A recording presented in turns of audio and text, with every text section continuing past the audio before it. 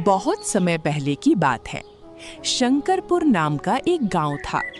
उसे गांव में इस बार बहुत जोरों का सूखा पड़ा था, जिसके कारण गांव के खेत में दरार आ गए थे और गांव का कुआं सूख चुका था।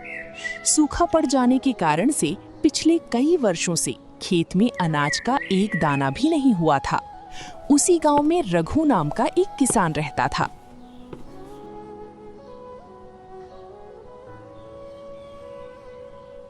हे भगवान, ये कैसी माया है तेरी। हम सब कहाँ जाएं, क्या करें, कुछ समझ नहीं आ रहा। बारिश के कारण खेत में कितने बड़े बड़े दरार आ चुके हैं। तभी वहां पर गौतम आता है। अरे ओ रघु भाई, कब तक बारिश के भरोसे बैठे रहोगे? मुझे नहीं लगता ये गांव फिर से हरा भरा होगा। इतना सुनकर रघु ऊपर की तरफ देखता है और भारी स्वर में बोला, हाँ भाई गौतम, ना जाने क्या गलती हो गया है हम गांव वालों से। इतना दिन हो चुका है, अभी तक बारिश का एक बूंद भी नहीं हुआ है। अरे अब क्या कहूं रघु भाई, गांव वाले तो अब गांव छोड़ना चाहते हैं, लेकिन किसी के पास इतना धन नहीं बचा है कि वो दूसरे गांव में जाकर अपना जीवन यापन कर सके। अब क्या करें, कुछ समझ में नहीं आ रहा। इतना सुनकर रघु की आंखों में पानी आ जाता है। मुझे अपने गांव का ये हालत नहीं देखा जाता। जब भी कोई बच्चा खाने के लिए तरसता है तो मेरा दिल टूट जाता है। मैं समझ सकता हूं रघु भाई, लेकिन खाने से ज्यादा अभी गांव वालों के लिए पानी का जरूरत है। इतना सुनकर रघु निराश होकर वहां से चला जाता है।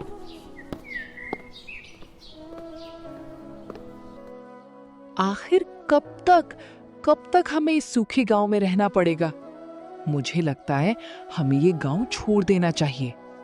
अरे रूना, तुम्हें क्या लगता है मैं इस गांव को छोड़ना नहीं चाहता, परंतु क्या करूं, इसी गांव में मेरा जन्म हुआ है और इसी गांव में मैं बड़ा हूं। अरे आप समझते क्यों नहीं? अब इस गांव में कुछ भी नहीं बचा है। यहाँ रहेंगे तो भूख और पानी दोनों की कमी से मर जाएंगे, और दूसरे राज्य ने मदद करने से मना कर दिया है।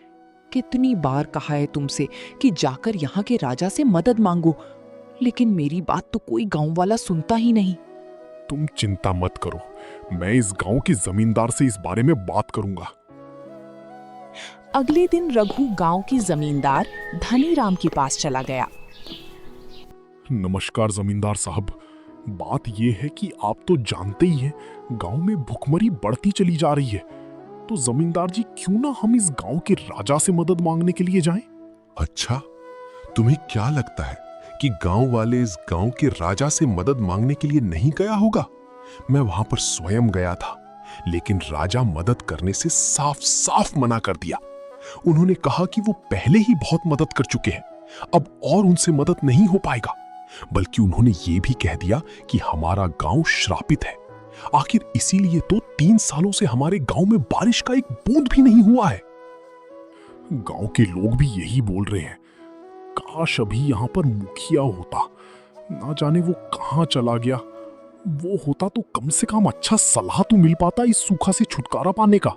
सही कह रहे हो रघु, मुखिया का परिवार भी बहुत परेशान रहता है। न जाने कहां चला गया। जंगल का कहकर गया था, अभी तक नहीं लौटा है। उसके जाने के बाद गांव में कभी खुशहाली नहीं आई। वैसे भी गांव वाले उससे बहुत नफरत करते थे। हाँ, वो तो इसलिए क्योंकि मुखिया थोड़ा लालची किस्म का आदमी था। हाँ, पर लेकिन गांव वाले इतनी भी ज्यादा उससे नफरत नहीं करते थे कि वो इस गांव को छोड़कर चला जाए। इतना कहकर रघु वहां से चला गया।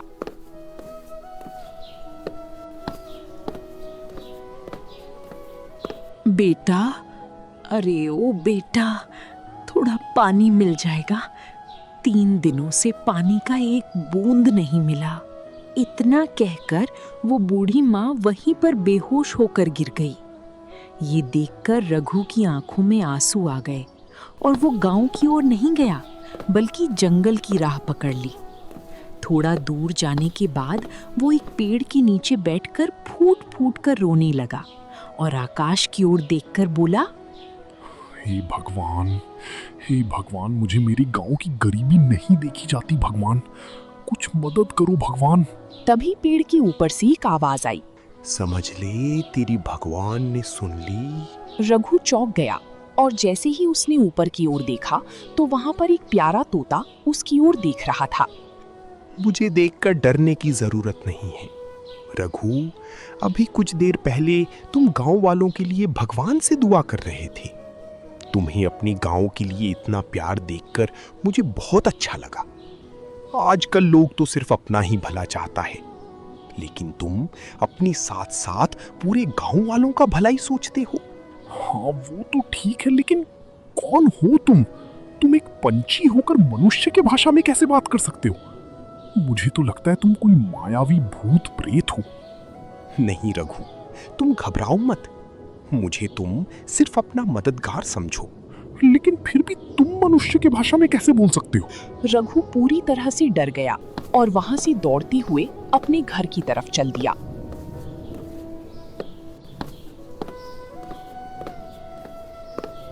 और हांफता हुआ अपने घर पहुंच गया। उसके चेहरे पर दर्द साफ झलक रहा था। क्या हुआ जी, आप ऐसे क्यों डरे हुए हो? हाँ क्या बताऊं मैं तुम्हें रूना। जंगल में मैं एक पेड़ के नीचे बैठा था और मैं भगवान से प्रार्थना कर रहा था कि मेरे गांव पर ये मुसीबत क्यों है। तभी पेड़ पर बैठा एक तोता मुझसे इंसानी आवाज में बात करने लगा। हे भगवान, क्या सच कह रहे हो? हाँ रूना, मैं सच कह रहा हूँ। कहीं तुम्हारा वहम तो नहीं था, या तुम सपना तो नहीं देख रहे थे? अरे नहीं नहीं नहीं, ये मेरा कोई वहम या सपना नहीं था। मैंने उससे बात की है। मैं तो पहले ही कहा था, इस गांव को छोड़कर चले जाते हैं। न जाने इस गांव में क्या क्या उल्टा सीधा हो रहा है। रूना की बात सुनकर रघु सोच में पड़ जाता है।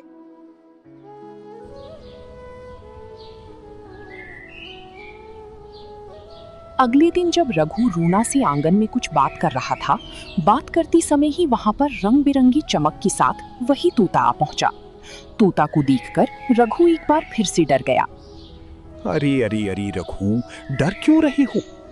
मुझे अपना दोस्त समझो। मैं तुम्हें कुछ बताना चाहता हूँ। कल तुम मेरा पूरा बात सुने बगैर ही वहां से चले आए थे। मैं तुम्हारा मदद करना चाहता हूँ। मैं जानता हूँ कि तुम्हारे गांव में बारिश क्यों नहीं हो रहा है। तुम्हारे गांव में एक शाप पड़ जाने के कारण यहाँ बारिश नहीं हो रहा है। क्या? ये क्या कह रहे हो तुम? मैं बिल्कुल सच कह रहा हूँ। अरे आप अकेले में किससे बात कर रहे हैं? दरअसल तोता सिर्फ रघु को दिखाई दे रहा था, रूना को नहीं। है? तुमने नहीं देखा किस तरह से रंग बिरंगे करने के साथ एक तोता प्रकट हुआ और मुझसे इंसानी आवाज में बातें कर रहा है? क्या सच में तुम्हें तोता नहीं दिखाई दे रहा? आपकी कसम, यहाँ तो कुछ नहीं दिखाई दे रहा। लगता है गांव की भूखमरी ने आपको पागल कर दिया है। कहाँ है तोता? मुझे सिर्फ तुम देख सकती हो रघु, क्योंकि मुझसे कहा गया था जिसका मन शुद्ध और अपने गांव के लिए भलाई सोचने वाला व्यक्ति ही मुझे देख सकता है। मैं वर्षों से उसी पेड़ के ऊपर तुम्हारे जैसा ईमानदार व्यक्ति का इंतजार में बैठा था। न जाने मैंने कितने लोगों से बात की, लेकिन ऐसा कोई भी नहीं था जो अपने गांव के भले के बारे में सोचते हो। हाँ, अब मुझे तुमसे कम डर लग रहा है। अरे आप अकेले में किससे बात कर रहे हैं? अरे हाँ रूना, मैं जानता हूँ कि ये तोता तुम्हें नहीं दिखाई दे रहा है। दरअसल अभी मुझे तोते ने ही बताया है कि तोते को सिर्फ मैं ही देख सकता हूँ। अरे मुझे तो लगता है कि आप पागल हो गए हैं। मैं जा रही हूँ, मेरा दिमाग मत खाइए।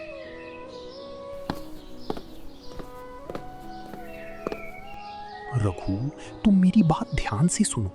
इससे पहले कि शराब पूरे गांव को निगल जाए, तुम्हें इस गांव को शराब से मुक्त करना होगा। लेकिन मैं ये सब कैसे करूंगा? रुको रुको, मैं तुम्हें सब बताता हूँ। सुनो, तुम्हारे गांव में मुखिया की बात गांव के लोग किसको अधिक सम्मान देते हैं? रघु गहरी सोच में डूब गया और बोला, ऐसा व्यक्ति तो मेरे गांव में एक ही है, जमींदार धनीराम। मुखिया के बाद गांव के सभी लोग जमींदार धनीराम के कहे अनुसार ही सारा काम करता है। और वैसे भी जमींदार धनीराम भी मुखिया के बराबर ही माने जाते हैं। लेकिन हाँ, मुखिया से वो बहुत अलग है, क्योंकि मुखिया लालची किस्म का आदमी था। हाँ, और जो दिखता है वो होता नहीं। धनीराम पर नजर रखो, तुम्हें बहुत कुछ पता लगेगा। इतना कहकर तोता रंग बिरंगी करनी में बदलकर गायब हो गया।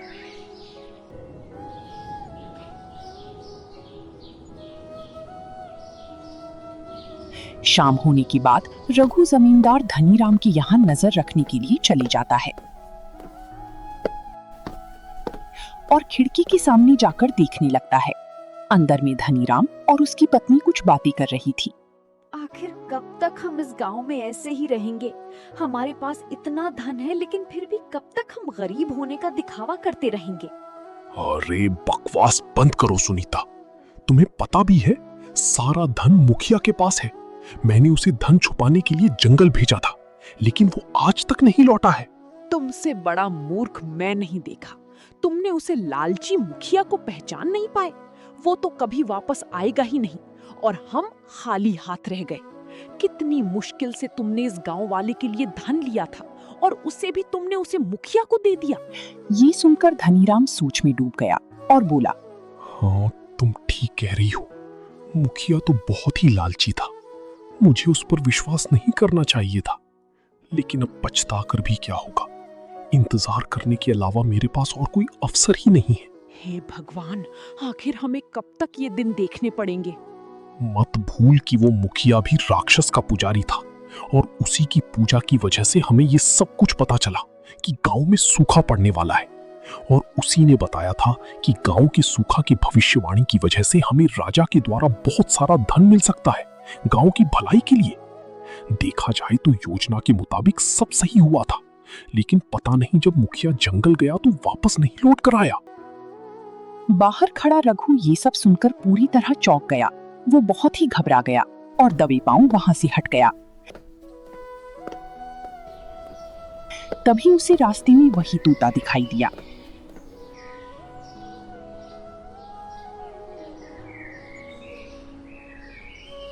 तुम्हारा चेहरा बता रहा है कि तुम्हें सब पता चल गया है। हाँ, मुझे सब पता चल गया और मुझे यकीन नहीं हो रहा है कि धनीराम जी और मुखिया इतनी घटिया किस्म के इंसान थे। वो भगवान का नहीं बल्कि राक्षस का पूजा करते थे। अब तो मुझे लगने लगा है कि गांव में जो सूखा की महामारी थी वो सब भी मुखिया और धनीराम की वजह से ही हुआ है। और अब तो मुझे ये भी यकीन हो गया है कि धनीराम जी कल राजा से जो गांव के लिए धन मांगने के लिए गए थे वो भी झूठा था। हाँ, कह तो तुम सही रही हो, क्योंकि राजा ने तो पहले ही गांव वालों के लिए बहुत सारा धन दे चुका है। अगर वो जाता तो उससे पहले दिए गए धन के बारे में पूछता, लेकिन मैं जानता हूं कि वो धन कहां छुपाया है। क्या? तुम्हें कैसे पता? चलो तुम मेरे साथ चलो।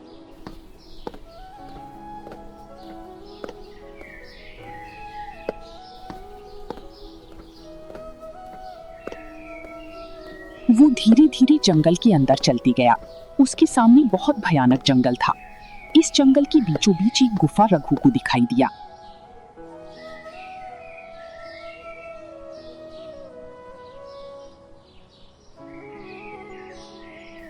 रघु तोता के पीछे पीछे उसे अंधेरी गुफा में जाने लगा। भीतर पहुंचकर रघु का आंख खुला का खुला रह गया। वहां पर बहुत सारा सोना चांदी का ढेर पड़ा हुआ था। बाप रे, इतना सारा खजाना! हाँ, राजा ने ये सारा खजाना गांव वालों के लिए दिया था। अब तुम्हारे पास दो रास्ते हैं, या तो ये खजाने लेकर अपने गांव लौट जाओ और सबकी मदद करो, या फिर इस खजाने की लेकर कहीं दूर ले जाकर जीवन भर अमीरी में रहो। अरे ये कैसी बातें कर रहे हो? भला मैं ये खजाना लेकर क्या करूंगा? मैं तो चाहता हूं कि हमारे गांव के लोग इस सूखा की परेशानी से दूर हो जाएं और खुशी से अपना जीवन यापन करें।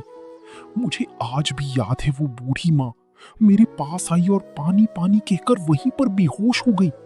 नहीं, मैं ऐसा बिल्कुल नहीं कर सकता। मैं इस खजाने को गांव के लिए ही इस्तेमाल करूंगा। तभी अचानक वहां एक साधु प्रकट हो गया। रघु, क्या तू इस खजाने को चाहता है, या तू चाहता है कि तुम्हारा गांव फिर से हरा भरा हो जाए? प्रणाम महाराज। अगर मेरा गांव फिर से हरा भरा हो जाए तो मैं इस खजाने को देखना भी नहीं चाहता। इतना कहते ही वही तोता रंग बिरंगी चमक के साथ बदल गया और वो मुखिया में बदल गया। ये देखकर रघु हैरान हो गया। मुखिया जी, आप? हाँ, मुखिया ही शराब की वजह से तोता बन गया था। मुझे मुखिया और जमींदार के बारे में सब पता चल गया था। वो भगवान की नहीं, राक्षस का पूजा करता था और उसी की वजह से गांव में सूखा पड़ा था। और मुखिया ने सूखा पड़ जाने को कहकर राजा से बहुत सारा धन गांव वालों के लिए ले लिया था और यहां पर छुपाने के लिए आ गया। और मैं तभी वहां पर पहुंच गया और उसे शराब दे दिया। शराब देते ही मुखिया रोने लगा और फिर मैं ही उससे कहा था कि जब कोई ऐसा व्यक्ति तुम्हें मिलेगा जो मन का बिल्कुल शुद्ध और उसके मन में कोई लालच ना हो, तो तुम्हें उससे मुक्ति मिल जाएगी और गांव का सूखा भी खत्म हो जाएगा। मुझे क्षमा कर दो रघु, मैं अपनी पाप की सजा भुगतने के लिए तैयार हूं।